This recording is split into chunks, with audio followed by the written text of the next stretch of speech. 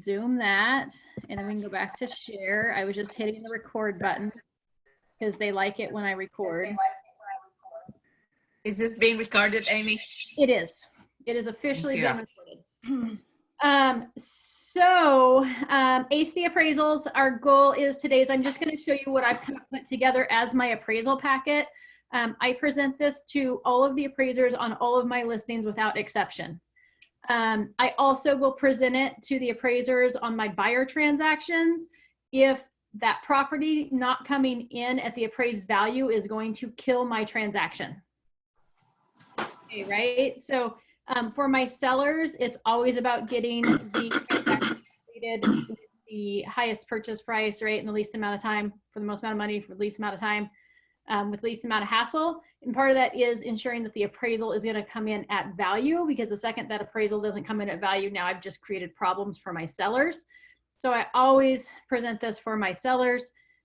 For your buyers, situations that you might want to, where it would kill the deal. Number one, if you know the seller has no wiggle room and the appraisal not coming in is going to make it so they can't sell the house, right? So if you've had conversations with the listing agent and you know that the appraised value is key in making this happen, or let's say that you've put in an appraisal guarantee that if the property doesn't appraise, my buyers are coming in with $10,000 above the appraised value up to the contract price.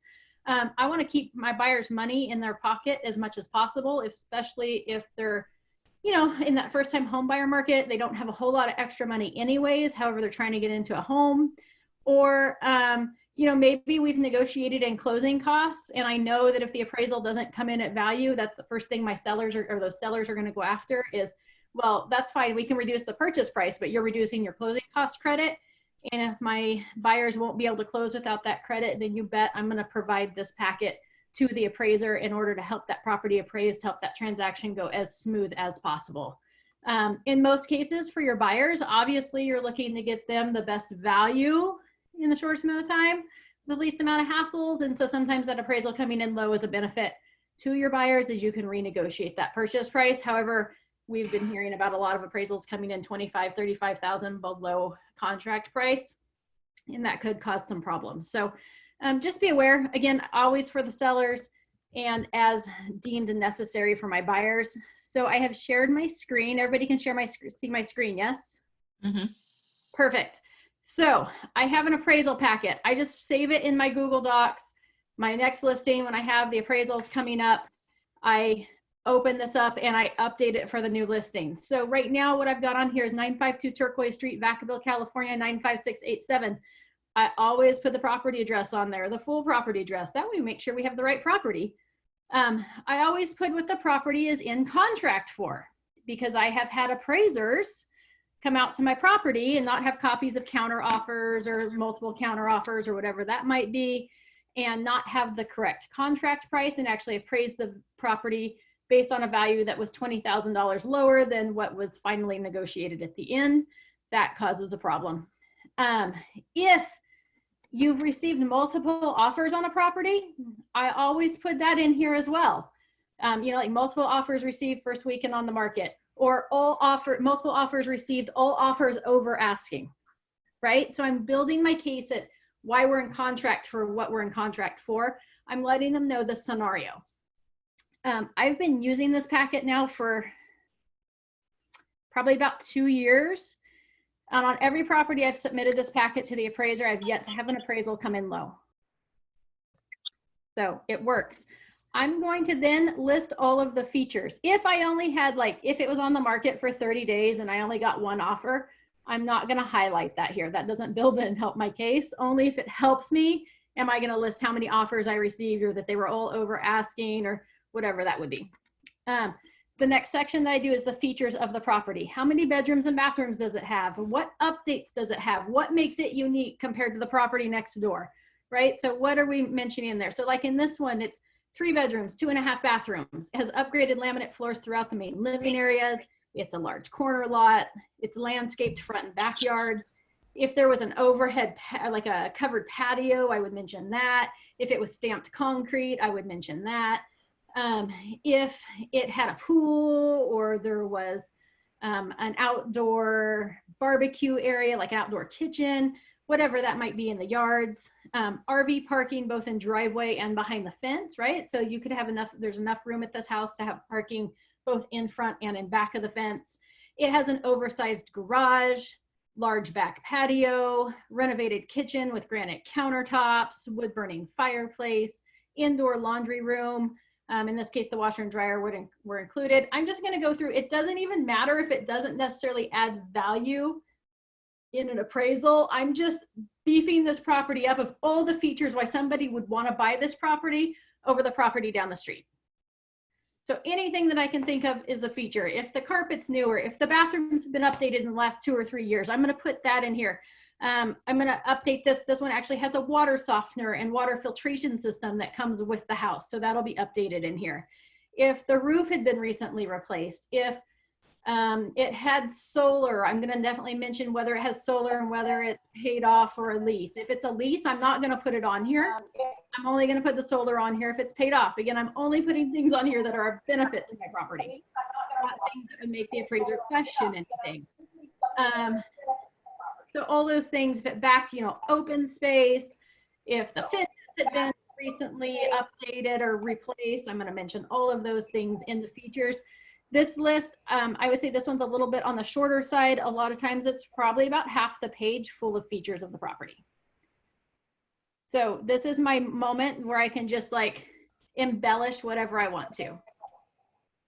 I'm going to go ahead and see if I can figure out how to do this. I'm going to mute everybody real quick. And if you have something to say, let's see if I can do this. I can't figure out how to do that. So if you wouldn't mind, if everybody could mute themselves, and then if you have a question, just unmute yourself. There's just a lot of background noise. It's hard to focus. I have focus issues. All right. Then what I'm going to do after I do all of the features is I'm going to put together a summary. In this one, because this house didn't have quite as many features, I actually have a longer summary where a lot of times I have more features and just a smaller summary. My summary is going to detail kind of the house and the features again and kind of where I'm going. So this one says the subject property is a beautiful 3-bedroom, 2.5-bath home. It's a corner lot in a highly desired Foxborough neighborhood. The homes in the Foxborough neighborhood are located in the Travis Unified School District. This is the most highly desired of the 2 school districts in Vacaville. The home has a large concrete side yard, perfect for RV or boat parking. There is additional space for RV and or boat parking in front of the gate and ample street parking along the side of the house. Although this home only has only a 2-car garage, the space is oversized, giving it a large workshop space or additional storage space on the side of the garage that is usable even with cars in the garage. Unlike the majority of the homes in this neighborhood, the backyard fence is in excellent condition. The backyard also has a fenced dog run. In the front yard, we will find a large shade tree complete with a swing. On the inside of the home, you will find an inviting open floor plan with ample windows that allow natural light to flood through the home. Running throughout the downstairs are beautiful laminate floors. The kitchen is updated with granite countertops and a very functional island, providing a modern look and feel. The kitchen is completed with an upgraded high-end dishwasher, coveted gas stove. Upstairs, you will find the master bedroom and bathroom with dual master sinks and a large soaking tub. There are ceiling fans throughout the home, and the sellers are providing pest clearance to the buyer. This home is within short walking distance of the beautiful Canyon Station Park and just a short distance of all major amenities, including grocery stores, parks, schools, restaurants, public transportation, and easy Travis Air Force Base access. So see, I'm just summarizing the property. I'm painting this gorgeous picture of how amazing this property is. It allows me to take these features and kind of like spell out why that's a benefit to the home. So summarize the property, right? This is where we get to use like our creative writing skills. Remember that class? Remember all you parents that are now having to teach that class to your kids? This is why. Oh. I then always say I've included comparables similar in size, age, location, and condition. So then on page 2, I'm going to list the comparables that I want the appraiser to use to justify the value to my property. At the top, I'm going to do a little summary. So this is where, like, sometimes I may want to use comparables. So normally appraisers look, you know, kind of back 6 months, up to 6 months, and usually within like a half-mile radius. We always look in the neighborhood first. And if I'm going to go outside of that time frame, like I want to go back in history a little further, or if I want to go out of the neighborhood a little bit more, I'm going to have to justify that to the appraiser. And so this little summary for the comparables is where I would do that. So let's say that my property backed open space and none of the other comparables backed open space. I'm going to find another comparable in another neighborhood that's similar to this one where the property backed open space, and I'm going to pull that in as a comp. And here's where I'm going to justify why I would do something like that. So the floor plan of the subject property is one of the few floor plans in this neighborhood that has the modern open concept feel. In several of the other floor plans in this neighborhood, the kitchen and dining areas are cut off from the rest of the house. We have found that the open concept flow makes the home much more desirable. Also, at the time this home came on the market, it was the second least expensive home over 1,500 square foot in the Travis Unified School District in Vacaville, and was the lowest priced home in the Foxborough neighborhood. We have seen a solid increase in sales prices in the city of Vacaville since the beginning of January. This is due to a lack of inventory and a continued reduction in interest rates. I believe the best comparables are, right? So I'm just gonna draw it out for them. Why would this one be different? Then I'm gonna go on to Barry's and I'm gonna locate the comps that I wanna use for this property. I'm gonna put their address. I'm gonna put what the sold date was and what they sold for. Okay, I'm not gonna worry about like if credits were given or anything else. That's not my job, that's the appraiser's job.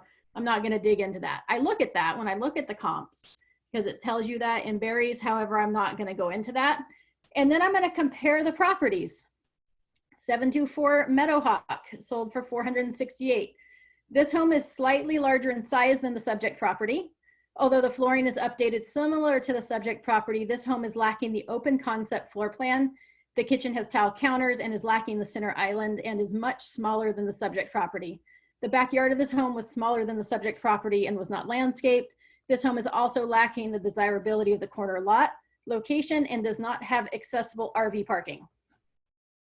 Right? So I'm trying to make it easy for the appraiser to not just look at pictures and have to guess. I'm trying to draw out, here's how you would compare this property. And I'm gonna go through and I'm gonna do that for all the comparables. I'm gonna use a minimum of 3. Sometimes I use 4 or 5. It just depends on what the market is, how many properties are sold, and what I need in order to justify.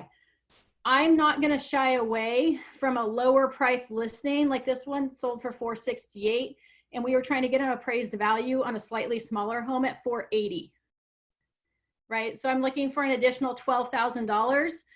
I'm not gonna shy away and not use something that's lower. I'm just gonna point out and compare why I should have more value than this one had that sold for less. Make sense? So the Cloverbrook property sold for $500,000. This home is slightly larger in size than the subject property. Although the flooring is updated similar to the subject property, the kitchen is missing the appeal of the subject property with tile counters. The backyard of this home was also similar in size to the subject property and was also landscaped. This home, however, is lacking the desirability of the corner lot location, does not have RV parking, or the oversized driveway and garage. This home is much closer to the neighbors on either side of the property than the subject property. So I'm just making some comparisons. So that's what I do for each of the comps. I did the same thing for Celestine. It sold at $5,025. My intention is that whatever I'm trying to get for the appraised value is not going to be the highest price. So I need to find something that's priced at or above what I'm trying to get for the appraised value on my property. Only because I know most times appraisers won't appraise that property as higher than all of the comps. It's almost impossible to do that. So I'm going to compare and contrast. Let's see. What if we failed in creative writing? Sherry, enlist the help of one of your children. Get a ghostwriter. Good job. Enlist the help of somebody on, Fiverr or something. And have I ever had appraisers feel offended, or if I'm stepping on their toes, or is it always appreciated? I have had times where I've left this packet for the appraisers, or I've handed it to them. Most appraisers won't open it right there. They take it home. I haven't had any problems. Most of them take it. I have had a couple that open it up and start going through it there on the spot and go like, oh, well, we don't care about this, and this is stupid, and da da da, and like pick it apart in front of me, which is really sad for me, and it's really hard. And all I have to say is, Well, you know, that's why you're here is you're the expert. I'm not. I just wanted to let you know the features of the property and make sure that you had all the correct documentation. And they go, okay, thank you. And then they leave. And then I look at the seller and go, oh my gosh, there's no way we're getting value for this home. And lo and behold, it worked out. So it always seems appreciated. In addition to this, I'm also going to include a full copy of the purchase contract and any counter offers that were received. And then the appraisal report from the MLS for all the comps that I used and one for the subject property. So I include this purchase contract and all counter offers, and then the appraisal, one-page appraiser report from Barry's for all the comps.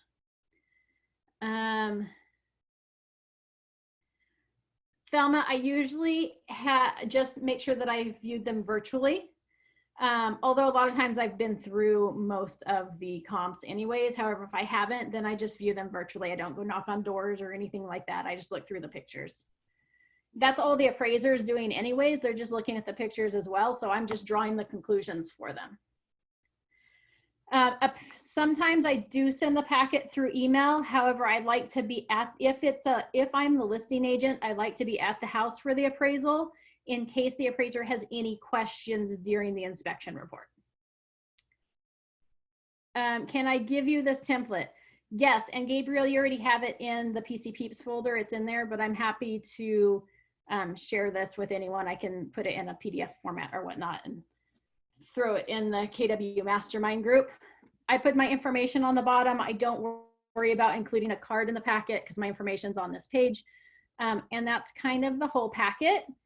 It's fairly simple. It's usually about 2 pages for this. And then, like I said, the other additional supporting documents that I give the appraiser. I give it to the appraiser at the time of appraisal, Thelma. What other questions? You guys can unmute yourselves if you have questions.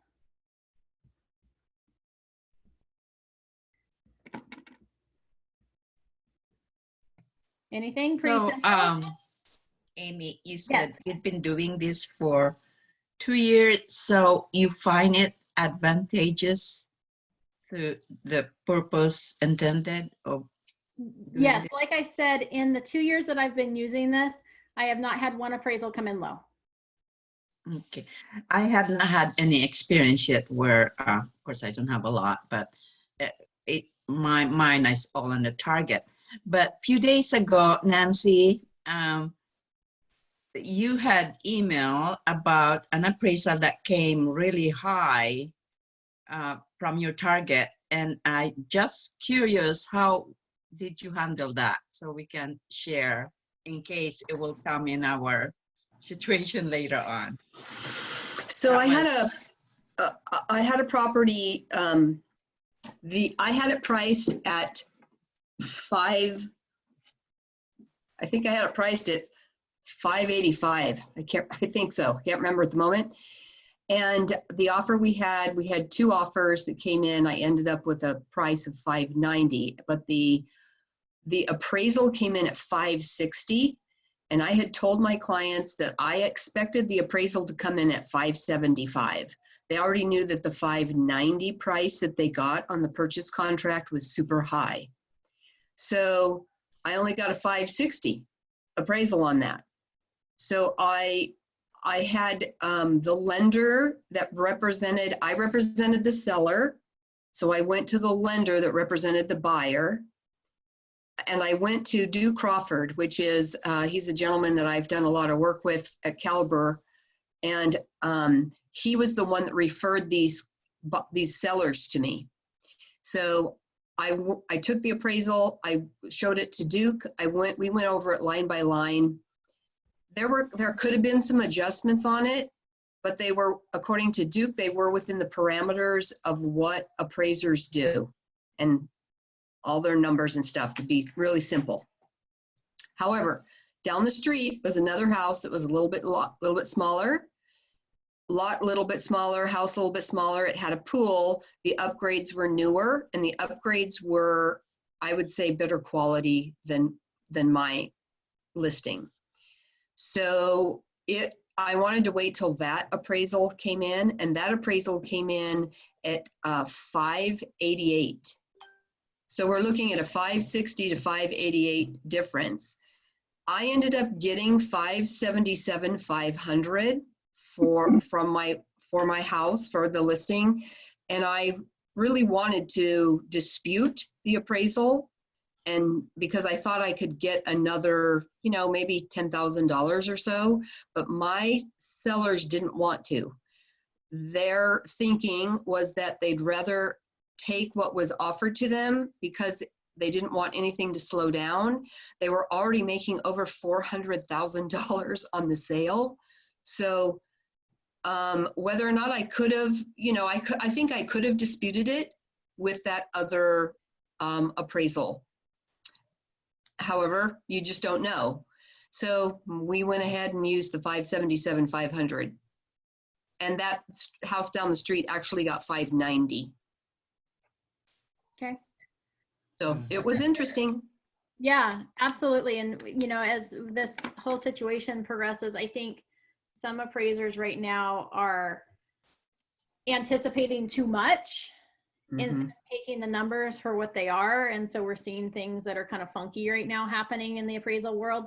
And I have used this to help other agents dispute appraisals by just submitting this entire packet as part of the dispute process. Some specific, like a VA appraisal sometimes has like specific forms that you have to use for the dispute, and some don't. And so if they don't, sometimes I'll just go ahead and help the other agent draw this up and to submit as the dispute process of why these comps would have been better comps than the comps used. And in that case, I would take the comps that were used and these comps and put why I would use this one over the other comps.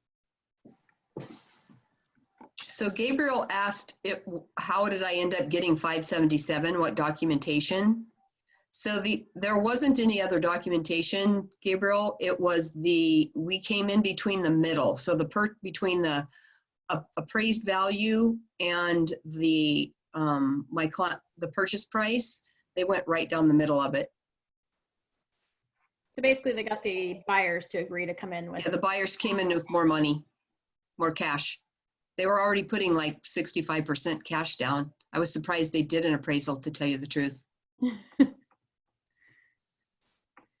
Any other questions? Well, I guess there's a whole procedure if you are facing to dispute an appraisal. I think that's another session there. Yeah, absolutely. I was curious. But thank you for sharing that. I was curious in case. You're welcome. Masumi and I have disputed one time. Yeah. In Rancho. And we just basically put together a pretty little package like this and did the same thing. Yeah. Yeah. The house was pretty, it wasn't a normal house. The houses over there are pretty, not custom, but they're different, had a huge lot, which wasn't normal. So it was like picking from different, areas and just like Jess said, putting together this package. And it's hard, I was told, with appraisers is they're literally going against their own word. Like when you dispute it, they are the one who has to change their mind, right? And so naturally human behavior is like, no, I was right. So, there's that. And we were able to get, was it additional like 10 or 12 grand? And our sellers needed every penny. And it was whatever our contract price was, like we got it back up to that. Yeah. Are you representing the seller? I think it was like 20,000 low. We were representing the buyer. We were representing the seller. Which house are we talking about? We've done two. Oh, we're talking about two different houses, I think. Yeah, we've done two. We had two, one representing the seller, one representing the buyer. And we were able to. The buyer one that came in low was fine because we just got the deal. Yeah. Or maybe we had to do the listing agent's job and we had to dispute it for. Yes. I think we had to do that because in order to sell it, they weren't going to sell it that low. It was like 3 years ago. Yeah. So see, I head off I try to avoid having to dispute an appraiser because like you said, Masumi, it means you're kind of going against their work that they already did and trying to get them to admit that, oh yeah, I made a mistake by submitting this up front. That was the thing. We did give them the right paper. We gave them the stuff. And so then we had to go back and like reinvestigate everything and like it was pulling teeth, and it worked. So yeah. Amy, how long does it take you to do this? I usually sit down and knock it out, maybe like 30 minutes, hour max, depending on the property. But most of the time I've kind of already know what I'm running into, you know, when we go to list the property and put it on the market. So most of the time when I pull the comps for the CMA report, before it goes on the market or right, you know, the week of when it's going on the market, I usually re-pull comps again just to make sure we're listed appropriately. I save that search or those listings so that I have that already saved. So when I go back in to pull up the comps for the appraisal, it makes it a little easier. I just re-pull the same search back up. And it usually, I kind of know the system and the process. And so I can usually knock it out in like 30 to 45 minutes. Don't you work already on a template, some sort of template? So I just pull up the same one. So the title of this one is appraisal info. So right now it says 952 turquoise. The next time I pull it up for the next listing, I'll just go over the top of this one with the new information and save it. Very organized. Yeah. It works. It works. Creative writing. You have to take that course. Now's the time why it's slow. You know, the colleges are trying to get you enroll in a creative writing course.